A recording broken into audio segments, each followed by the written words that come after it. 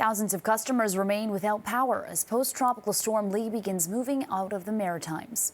And Priming Canada says Lee will move out of western PEI today and then head across the Gulf of St. Lawrence before reaching northern Newfoundland tonight.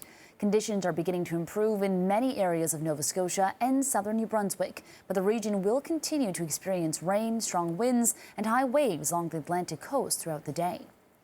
Wind gusts reaching 90 kilometers an hour are still being reported along the eastern shore of Nova Scotia, although high winds are expected to greatly diminish later in the day.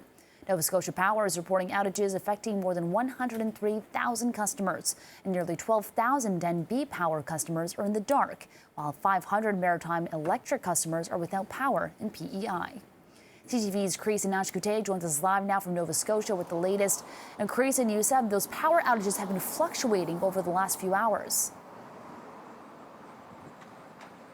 Yeah, that's right. So we have about 700 Nova Scotia Power crews out and about across Nova Scotia working on those hardest hit areas, making sure that they can return the power back to many residents. I just checked the power outage map on the Nova Scotia Power website. We're at around 85,000 homes or residents without power right now. In New Brunswick, we're just over 10,000, and in PEI, we're just over 200 people there. So conditions are bettering. The power is coming back on for many residents, but the cleanup continues, the repairs continue. You know, they were expecting a lot of those high 80 to 100 kilometer wind gusts to come in and snap trees and bring down power lines, and of course that did happen.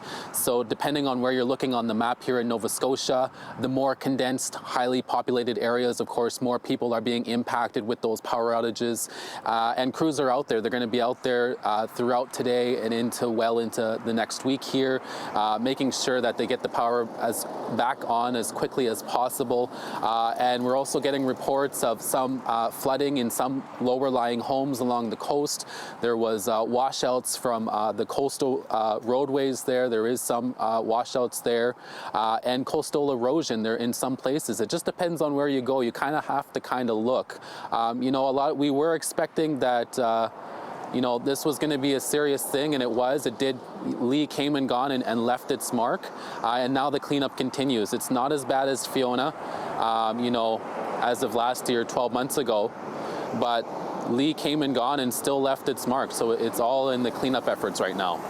Absolutely, and I guess the important thing to focus on here is that it has left. We're seeing a lot of sunshine where you are now. Winds seem a lot calmer, but the path is not done quite yet. So walk us through where the rest of post-tropical storm Lee is expected to hit East Coast. So yeah, it's just traveled through PEI, and it's going to be traveling across the Gulf of St. Lawrence, and it's going to make its way into, I want to say, western Newfoundland, and then of course in Quebec there. So it's going to be traveling across there. So those people in those rural areas are going to be kind of hit hardest right now with the storm. We'll be of course tracking that and updating our viewers on that as well. But so far here in Nova Scotia, things are better. The weather has definitely turned for the better. The clouds have cleared, the wind has died down. People are out and about making sure that they can clear all the downed trees in their yards. There's a man here getting rid of some trees in his yard, and there's lots of debris depending on where you go. It's all along the grass, all along the coast. The water levels did rise depending on where you are across the southern coast here in Nova Scotia. All right, an all-around effort to make sure things are cleaned up safely. CTV's Chris Inashkute joining us live from Nova Scotia. Thank you.